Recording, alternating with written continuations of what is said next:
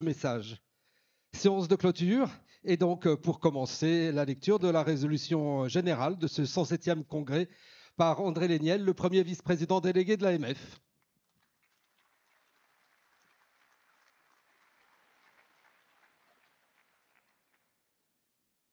Monsieur le Premier ministre, Monsieur le Président, Mesdames et Messieurs, en vos grades et qualités, vous êtes tellement nombreux que j'aurais du mal à énoncer tous vos grades et surtout vos qualités.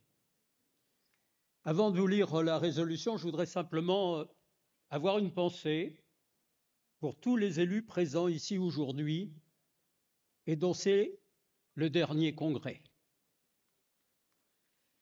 Je voudrais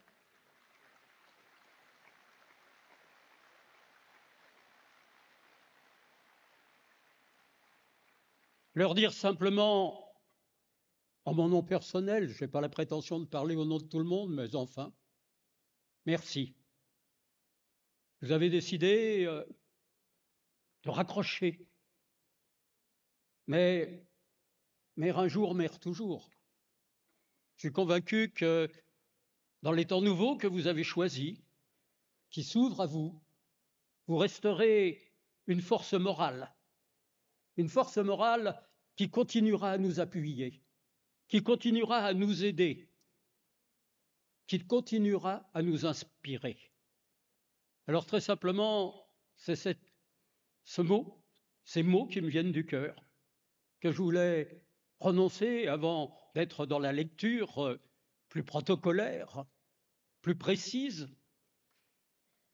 C'est ces mots qui me viennent du cœur que je voulais partager avec vous, nous qui ensemble, parfois depuis un mandat, parfois depuis 2 mandats, 3 mandats, 4 mandats, je ne vais pas aller jusqu'au bout, mais en tout cas pour ce qui me concerne, depuis si longtemps, partageons le même amour, l'amour de nos communes, l'amour de nos habitants et à travers eux, bien évidemment, l'amour de la République et de la nation.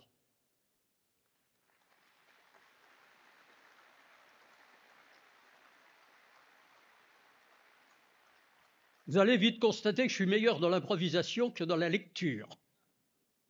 Je suis maintenant, comme on dit en patinage artistique, dans des figures imposées.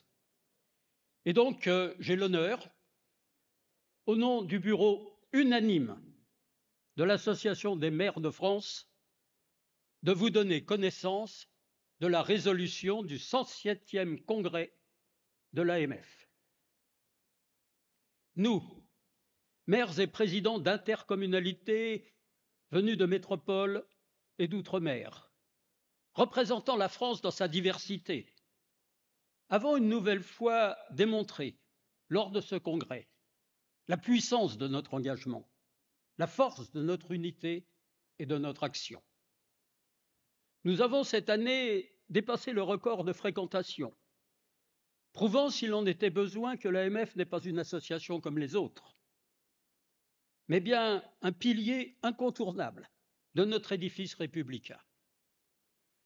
À l'évidence, face aux incertitudes qui traversent notre époque, nous sommes la République des petites patries, aimée des Français et l'institution la plus résistante de notre nation. Si dans les tempêtes politiques, nos concitoyens nous font l'honneur de considérer que la commune demeure l'institution de confiance de la République, il appartient alors au réseau national et départemental de l'AMF d'apporter en toutes circonstances ce soutien solide et constant dont les maires ont besoin. Ce 107e congrès, qui clôture un mandat municipal d'une intensité historique, a fait le choix de placer ses travaux sous le signe de la liberté. Non pas une liberté abstraite ou théorique, mais la liberté d'agir, la liberté fondamentale pour les maires de décider, de financer leurs ambitions et d'innover au service de leurs concitoyens. Cette liberté qui nous manque tant aujourd'hui est la condition sine qua non d'une démocratie vivante et solide, tant au niveau local que national. Un mandat sans précédent, 6 années d'épreuves et de combats. Ce mandat municipal a été éreintant. Si les épreuves ont ébranlé et usé certains des nôtres, elles n'ont pas entamé notre volonté collective de défendre dans l'unité et la combativité la commune, sa nécessité et son efficacité. Le mandat a commencé dans le confinement, il se termine dans la confusion. Oui, vous pouvez.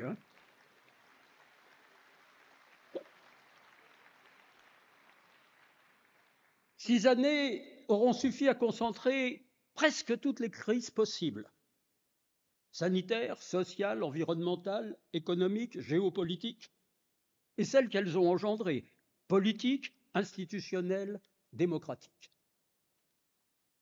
Des crises qui minent la confiance de nos concitoyens, qui sapent nos budgets, affaiblissent nos services publics, nous laissant souvent seuls, nous les maires, en première ligne. Dans le même temps, l'État étouffe nos capacités d'action sous l'avalanche des captations ou suppressions de nos leviers fiscaux, de transferts de compétences ou du poids des normes souvent contradictoires, si ce n'est absurdes. 6 années de secousses, de sidération, mais aussi d'une capacité d'adaptation exemplaire. Les communes ont été là quand tout vacillait. En biologie, il existe un terme pour décrire cette propriété du vivant, la robustesse.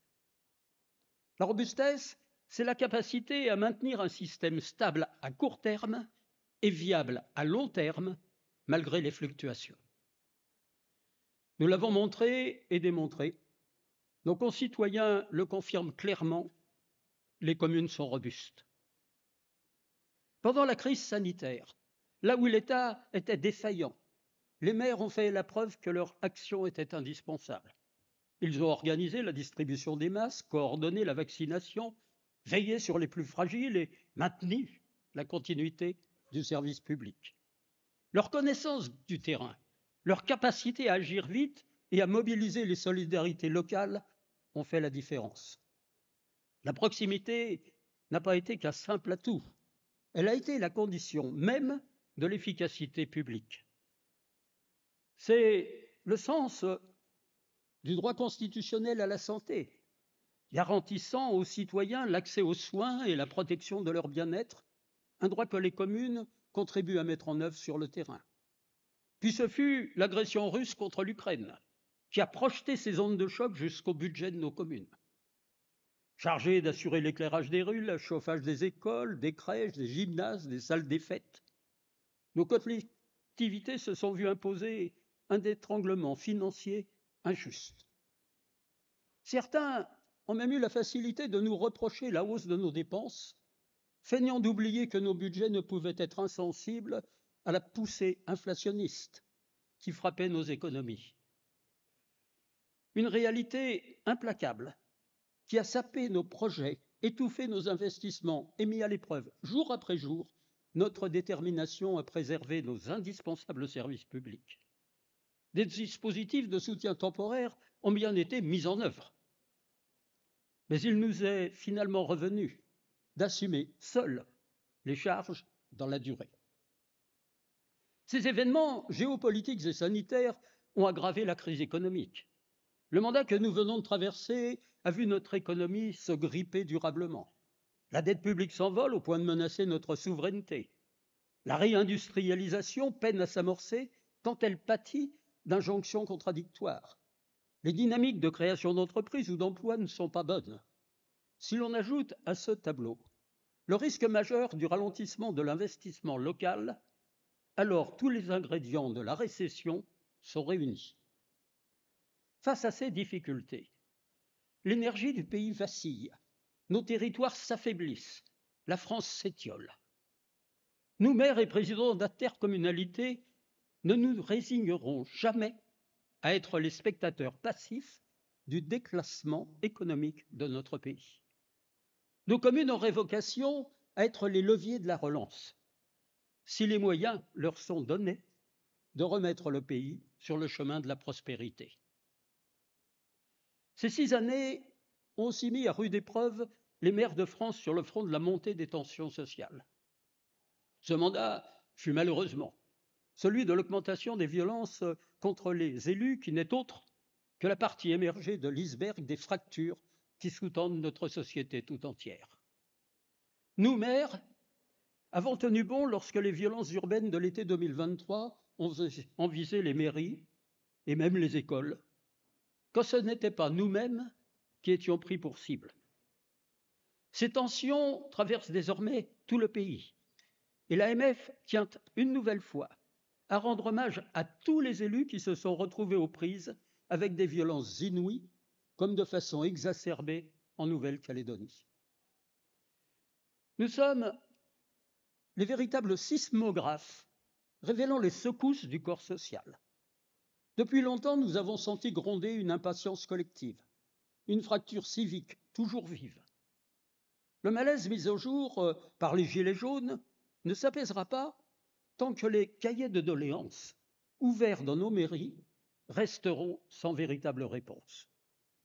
Les attentes de justice, de reconnaissance, d'égalité, d'écoute qui ont animé nos ronds-points sont toujours d'actualité. Nous, maires, mesurons chaque jour ce besoin de sens et de confiance qui traverse le pays en un appel que la République ne peut plus ignorer.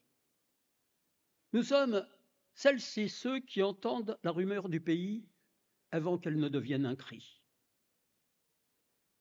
Notre mandat fut enfin le théâtre de nouvelles manifestations de la crise écologique dont plus personne aujourd'hui ne parle au futur. C'est au présent que le climat change. Dans l'Hexagone ou en Outre-mer, du nord ou du sud, chaque commune, de plaine ou de montagne, de la métropole au petit village, est désormais confrontée aux conséquences d'une transformation rapide et parfois irrémédiable de l'environnement.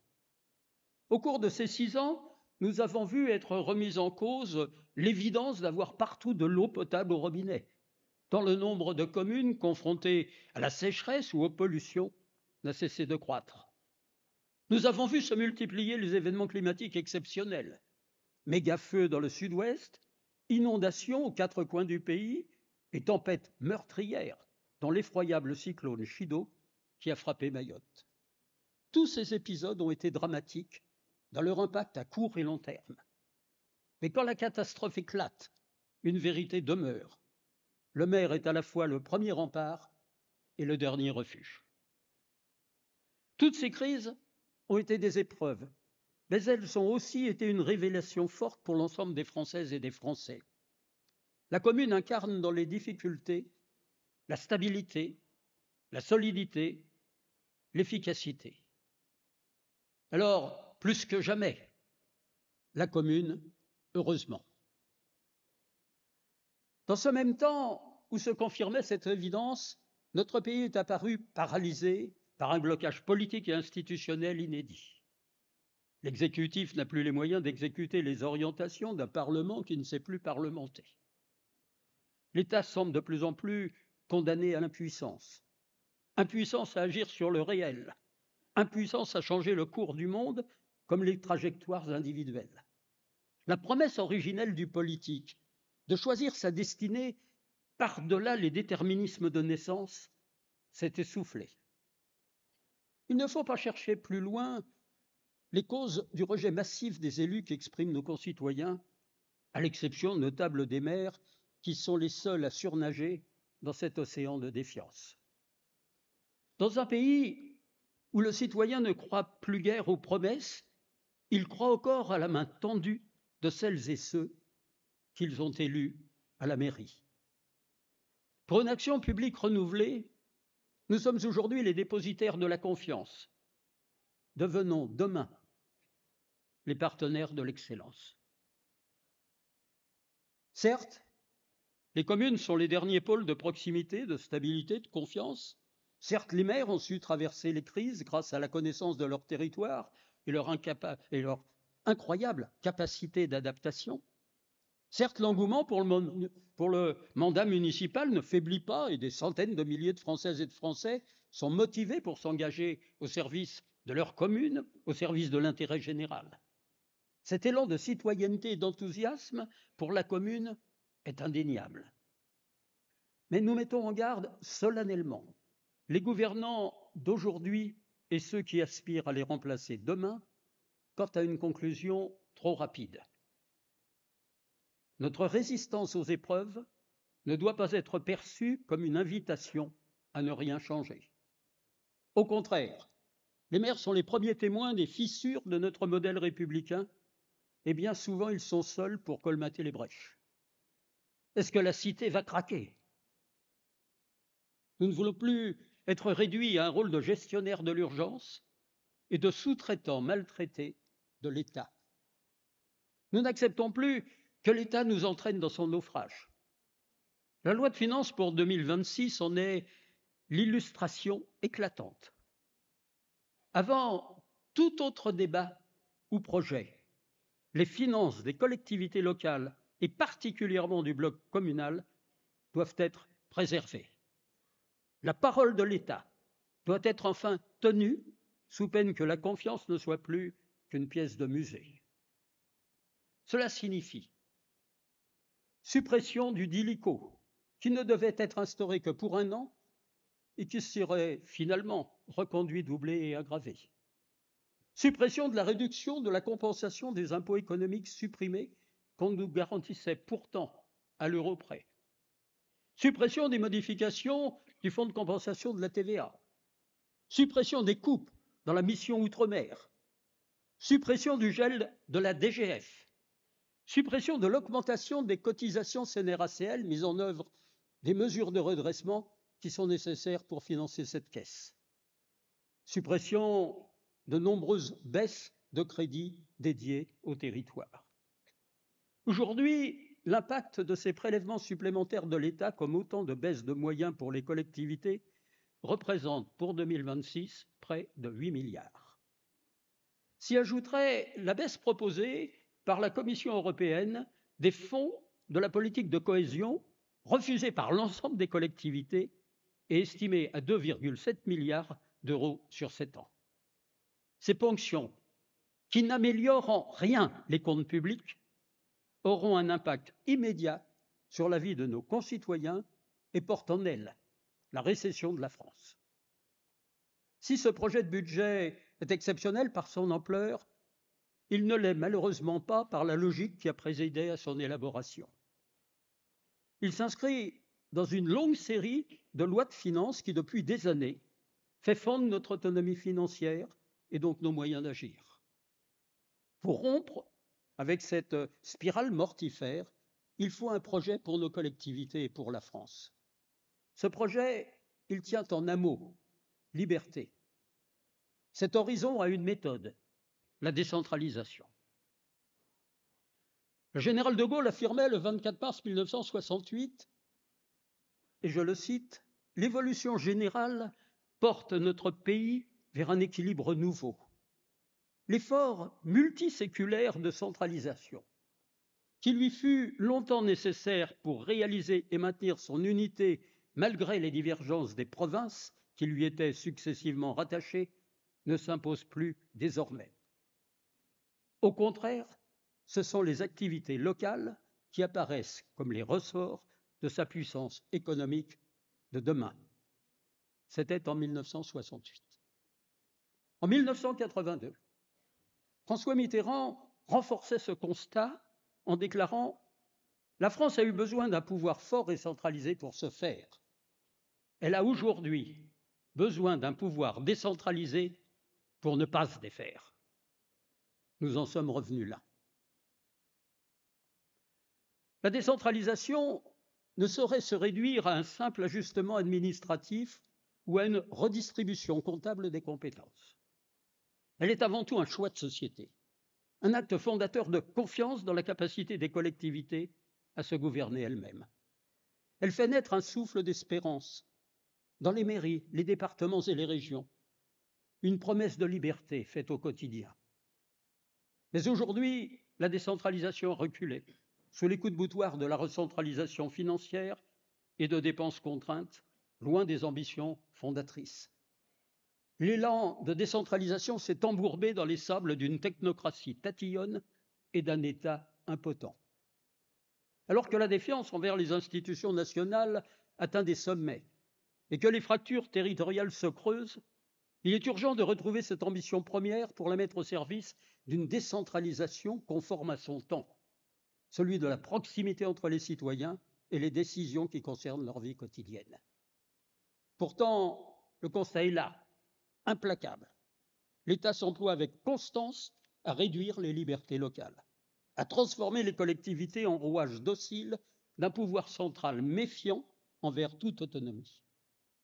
3 offensives résument cette entreprise de recentralisation: la confiscation fiscale, la dépendance financière organisée et le transfert insidieux des charges. Première vague, la suppression des impôts locaux. En faisant disparaître la taxe d'habitation puis la CVAE, l'État brise le lien fiscal qui unit les citoyens et les entreprises à leur territoire. Ce lien indispensable à toute démocratie vivante. Alors que les prélèvements obligatoires sont à un niveau record en France, les collectivités ne lèvent quasiment plus l'impôt. Elles sont contraintes de quémander le respect des compensations qui leur sont dues. Depuis 2018, 52 milliards d'euros de TVA leur sont ainsi reversés chaque année. Pire encore, les compensations fondent. 1,3 milliard d'euros en remplacement d'impôts économiques supprimés sont tout bonnement annulés dans le seul PLF 2026. La dépendance remplace la liberté, la tutelle se substitue à la responsabilité. Deuxième manœuvre, l'État se resserre, asphyxiant les dotations. Les gels et baisses de la DGF depuis 2010 représentent un manque à gagner cumulé de 82 milliards d'euros pour les collectivités. Mais au-delà de la contraction budgétaire, c'est un véritable instrument de contrôle politique. Les appels à projets, les subventions fléchées, les financements conditionnés font des élus locaux des suppliants contraints de formater leurs initiatives selon les priorités de Paris. L'imagination locale est empêchée, remplacée par l'uniformisation administrative. Troisième lame, les transferts de charges. L'État se déleste de la petite enfance, de la sécurité, de la transition écologique, pour ne prendre que ces exemples, mais sans les moyens correspondants. Dans l'esprit de ceux qui dirigent, c'est la vassalisation. L'État commande, les communes exécutent. Les maires, qui respectent l'obligation d'équilibre budgétaire, sont pris entre l'attente légitime des citoyens et le désengagement de l'État. Notre liberté est écrasée, prise entre les besoins d'en bas et les contraintes d'en haut. Dès lors,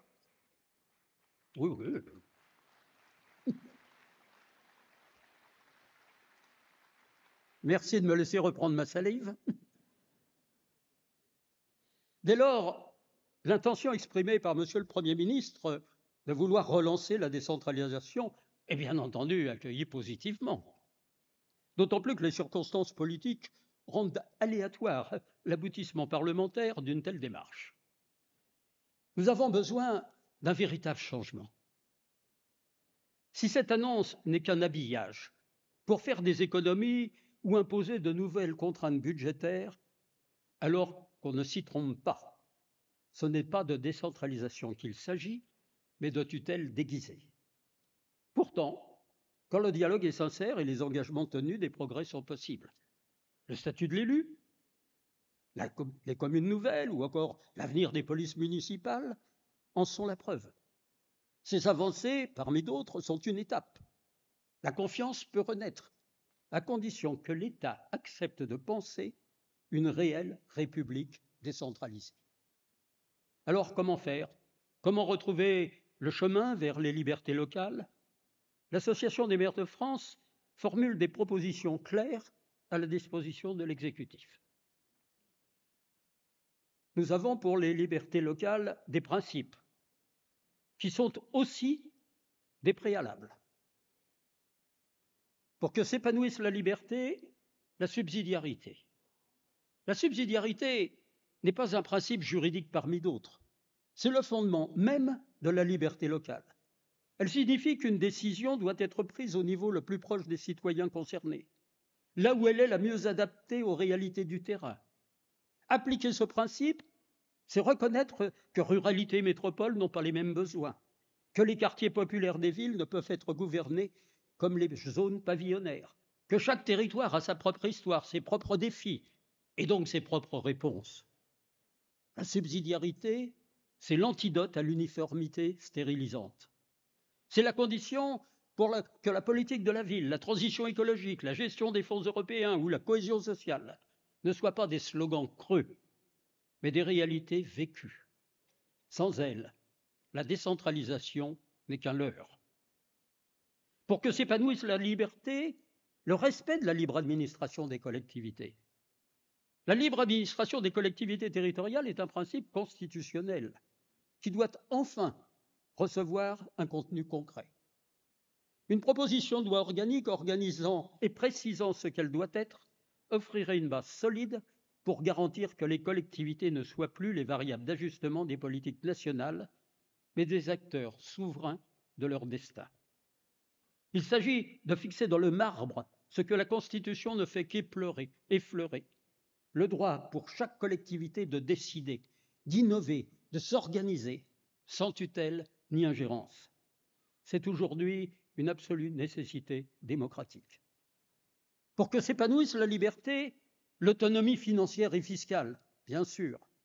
Une collectivité sans ressources propres est captive.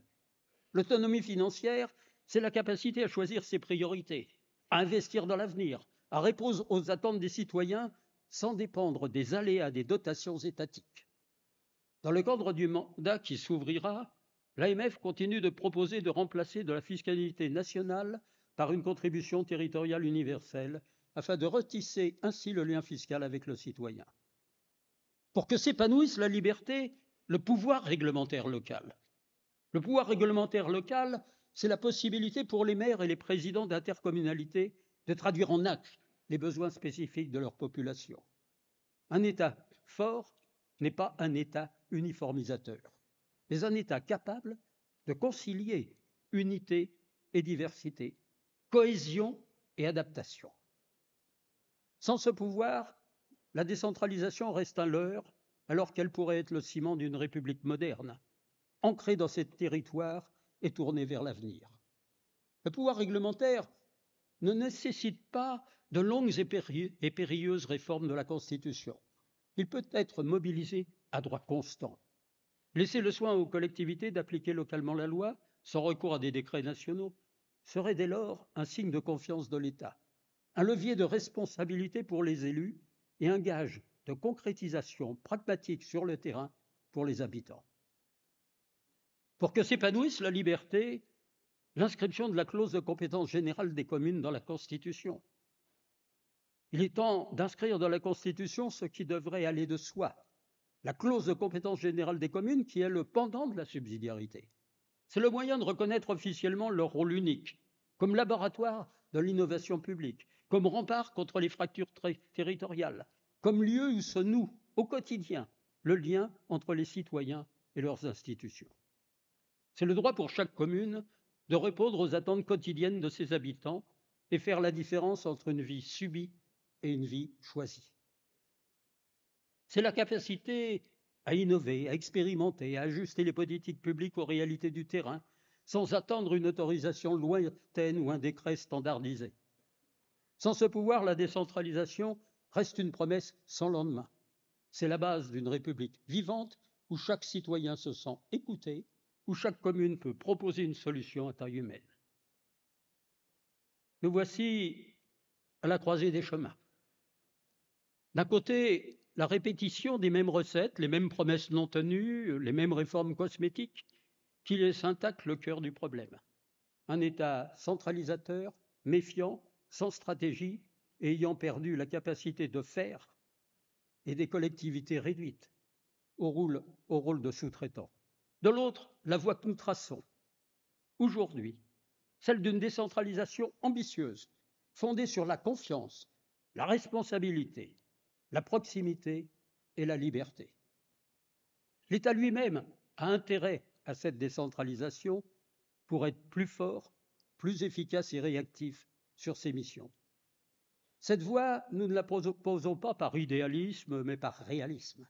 Parce que nous savons, nous, maires de France et présidents d'intercommunalités, que c'est avec nous, avec nos équipes, nos personnels territoriaux, que se résoudront l'essentiel des crises actuelles et futures. Parce que nous refusons de voir notre pays se déchirer, parce que nous croyons profondément que la République ne se relèvera qu'en redonnant du pouvoir à ceux qui, chaque jour, la font vivre sur le terrain. Alors oui, le chemin sera difficile. Oui, il faudra convaincre, négocier, parfois affronter, mais nous n'avons pas le choix. Car si nous échouons, ce ne sont pas les maires qui perdront. Ce seront les citoyens, ce sera la France. Aujourd'hui, ensemble, osons l'engagement. La liberté d'agir, nous la saisirons non pas comme un privilège, mais comme un devoir. Pas pour nous-mêmes, mais pour celles et ceux que nous servons. Parce que c'est cela, au fond, être maire. Porter sur ses épaules l'espoir d'un pays pour qu'il se relève, un pays où chaque territoire compte, un pays où la liberté n'est pas qu'un mot, mais une réalité partagée. Comme l'a dit un jour Churchill, à une époque où la liberté était menacée, prenons le changement par la main avant qu'il ne nous saisisse à la gorge. Ce changement, c'est celui d'une République refondée, qui fait confiance à ses maires et leur donne les moyens d'agir. La liberté est notre ambition. La commune est notre force. Alors, mes chers collègues, vive la liberté, vive la commune, vive la République et vive la France.